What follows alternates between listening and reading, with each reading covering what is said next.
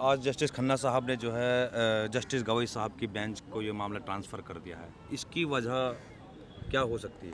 देखिए जो उन्होंने कहा, देखिए वो रिटायर हो रहे हैं और जो सरकार ने एफिडेविट दिया है वो 1300 कुछ पेज का एफिडेविट है, उसको वो देख नहीं पाए और नए चीफ जस्टिस आ रहे हैं तो वो उनकी अध्यक्षता में बेंच बनेगी 15 को और फिर वो सुनवाई करेगी। लेकिन जो पुराना ऑर्डर है वो ऐसे ही रहेगा, जो स्टे है वो स्टे रहेगा, ना कहीं बोर्ड कंस्टिट्यूट हो सकता है, ना कहीं वक्त की ज़मीनों को ये छेड़ सकते हैं। अभी तक सुप्रीम कोर्ट की तरफ से इसमें क्या बदलाव किए गए हैं सरकार पर दबाव बनाकर या मांगे करके या जो सवाल? हमारी मेन मांगी थी, जैसे वक्फ बाय यूज़र ये अपने कंट्रोल में लेना चाहते थे, वो वक्फ बाय यूज़र लफ्ज़ ही हटा दिया था इन्होंने। जैसे बोर्ड के अंदर जो नॉन मुस्लिम मेंबर्स को जैसे पहले था कि सातों के सातों, जैसे स्टेट बोर्ड था, स्टेट बोर्ड के अंदर या तो 7 मेंबर होंगे या फिर 14 मेंबर होंगे, 11 मेंबर होंगे, लेकिन वो सारे मुस्लिम थे। एमएलए होगा तो मुस्लिम होगा, एमपी होगा तो मुस्लिम होगा, बार काउंसिल होगा तो मुस्लिम होगा, मुतवल्ली होगा तो मुस्लिम होगा। वो इलेक्टेड प्रोसेस से थे, 3 नॉमिनेटेड होते थे, 4 इलेक्टेड होते थे और अगर अपने अफसर भी आता था सरकारी तो वो भी मुस्लिम होता था। और वो इलेक्टेड प्रोसेस से चेयरमैन था तो वो इन्होंने ख़त्म कर दिया, इलेक्टेड की जगह नॉमिनेटेड कर दिया और मुस्लिम जो लफ्ज़ था उसकी जगह एनी कर दिया।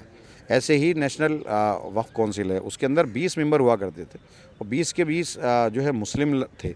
अब 20 की जगह इन्होंने 22 कर दिए, 10 मुस्लिम किए और 12 जो है 0 to 12 जो है वो नॉन मुस्लिम एनी अदर्स कर दिया। ऐसे ही सारी पावर इन्होंने डीएम को दे दी कि डीएम चाहे तो रेवेन्यू रिकॉर्ड में किसी को भी चेंज कर सकता है, रेवेन्यू रिकॉर्ड में वक्फ की जगह कुछ भी लिख सकता है। और कोई अगर प्रॉपर्टी डिस्प्यूट क्रिएट हो जाए, कहीं भी किसी प्रॉपर्टी में डिस्प्यूट हो सकता है, आज वहाँ नमाज़ हो रही है, कल कोई भी डिस्प्यूट क्रिएट कर सकता है उसमें, तो वहाँ पर नमाज़ बंद कर देंगे और वो प्रॉपर्टी वक्फ की मानी जाएगी और फैसला आना बाद में, और डीएम को ही फैसला करना है। जबकि पहले ट्रिब्यूनल करता था, उसके ऊपर हाई कोर्ट सुप्रीम कोर्ट था, अब फैसला डीएम का होगा। और बोर्ड ऑटोनोमस बॉडी है, इलेक्टेड प्रोसेस से थी, उसकी सारी पावर ख़त्म कर दी और सरकार को दे दी। अब सरकार का एक और ये कि सरकार अगर चाहे किसी प्रॉपर्टी को कहे कि हमारी है, क्लेम अगर वो करे तो वो सरकार की हो जाएगी। तो ये एक तरफ कह रहे हैं कि हम हितैषी हैं मुसलमानों के और ये सारी चीज़ें हमसे छीनना चाहते हैं। तो ये इतना प्रदर्शन हुआ है, इतनी इस बिल की कानून की जो है मुखालिफत जो है की गई है, उसके बाद भी सरकार की मंशा तो साफ नज़र आती है, लेकिन आखिर क्या वजह है कि वो मुसलमानों को जो है निशाने पर जो है ले रही है, जबरन जो है कानून थोप रही है? ये जो सरकार है बीजेपी की, ये तो एंटी मुस्लिम है ना जी।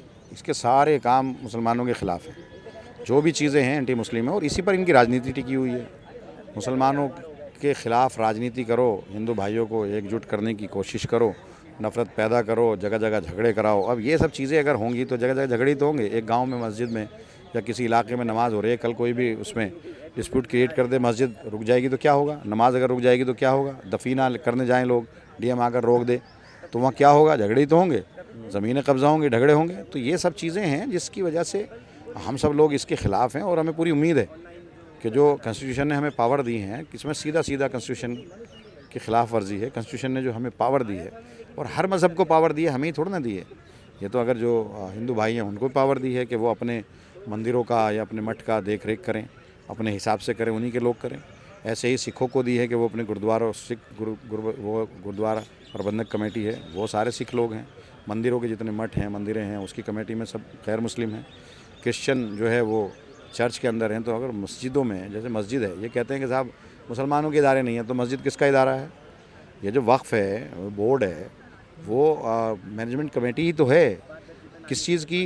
कि कब्रिस्तान, दरगाहें और ईदगाह और मस्जिदें, इन्हीं का तो मदरसे, इन्हीं की तो मैनेजमेंट कमेटी है। तो ये हमारा इदारा है और इसमें ये क्यों घुसना चाहते हैं? जब हम किसी के अंदर नहीं घुसते तो ये हमें क्यों घुसने? अच्छा, इसमें सरकार ने एक और प्रोपेगेंडा जो है सेट करके जो है चलाया पूरे देश में, नैरेटिव बनाकर कि वक्फ बोर्ड जिस प्रॉपर्टी को चाहे कि ये हमारी है वो उसकी हो जाती है। तो इसकी क्या सच्चाई है, क्या हकीकत है? आप देश के लोगों को इसलिए भी बताइए क्योंकि आप वक्फ बोर्ड का जो है हिस्सा रहे हो। देखिए, ऐसा कुछ नहीं है। वक्फ़ की, जैसे भाई अब आप जैसे ये कह रहे हैं कि वक्फ़ की प्रॉपर्टियाँ बढ़ी हैं, आबादी बढ़ी। जैसे मेरा इलाका है, जैसे दिल्ली है, दिल्ली में 1970 प्रॉपर्टीज़ हैं। मेरे इलाके में एक भी मस्जिद नहीं है, लेकिन 100 से ज़्यादा मस्जिदें हैं। लोगों ने अपनी ज़मीनें ख़रीद करके बनाई हैं और ऐसा तो है नहीं किसी भी पार्क में जा कर के कब्ज़ा करके मस्जिद बना लेंगे, बिल्कुल भी नहीं है, बना ही नहीं सकते। अपनी ज़मीन ख़रीद करके बनाई है, या जो पुरानी कोई डोनेट कर सकता है या अपनी ज़मीन ख़रीदेगा।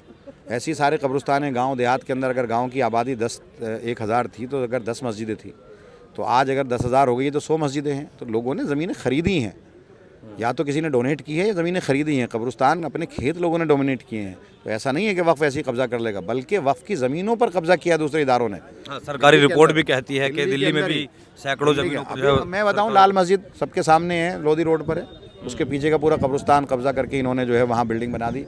अब CBI का ऑफिस है वहाँ।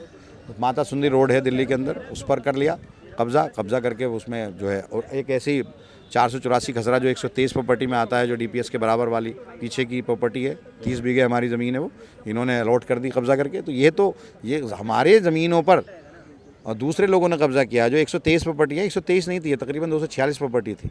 अब उसमें बाकी जो बाकी पे तो कब्जा हो गया ना, 123 तो वो हैं जो प्योर बची, जो सिर्फ कब्रिस्तान हैं या दरगाहें हैं या मस्जिदें हैं या मदरसे हैं, वो बची। तो ऐसा नहीं है कि वक्फ का कानून ये कहता है कि किसी भी प्रॉपर्टी को अपना बना लेगा। कैसे बना लेगा? ऐसे थोड़ी कोई हकीकत यह है कि सरकार ने उल्टा कोई एक रिकॉर्ड बता दें कि किसी पार्क को, किसी जगह को, किसी के घर को बना लिया हो वक्फ ने। ये इतनी पावर वक्फ के कानून के पास है। अरे वक्फ का कानून कैसे अलग से कर सकता है? ऐसे थोड़ी ना किसी की प्रॉपर्टी को हम अपनी प्रॉपर्टी बना देंगे। रिकॉर्ड में पहले से वो पुरानी होगी, रेवेन्यू रिकॉर्ड में पुरानी होगी, या वो हमारे गजट नोटिफिकेशन में पुरानी होगी, और उस पर कब्जा लोगों ने कर रखा होगा। अगर उस पर वो नोटिस लगा देते हैं तो कहते हैं हम तो इतने सालों से यहाँ रह रहे हैं। उससे पहले क्या था उसका नेचर नहीं पता ना। ये है, ऐसा नहीं है कि वक्फ के पास ये इख्तियारात थे कि वो किसी की भी ज़मीन को अपना कर लेगा, कभी नहीं थे। तो कहाँ तक ये लड़ाई जो है जारी रखी जाएगी? इंशाल्लाह इसको जीतेंगे और हमारे हक़ में ये फैसले होंगे। मैंने जितनी चीज़ें बताई हैं, ये तो मुमकिन है ही नहीं कि इनके साथ जो है चला जा सके। तो इंशाल्लाह इसमें जो कॉन्स्टिट्यूशन ने हमें इख्तियार दिया है उसमें हमें इंसाफ मिलेगा।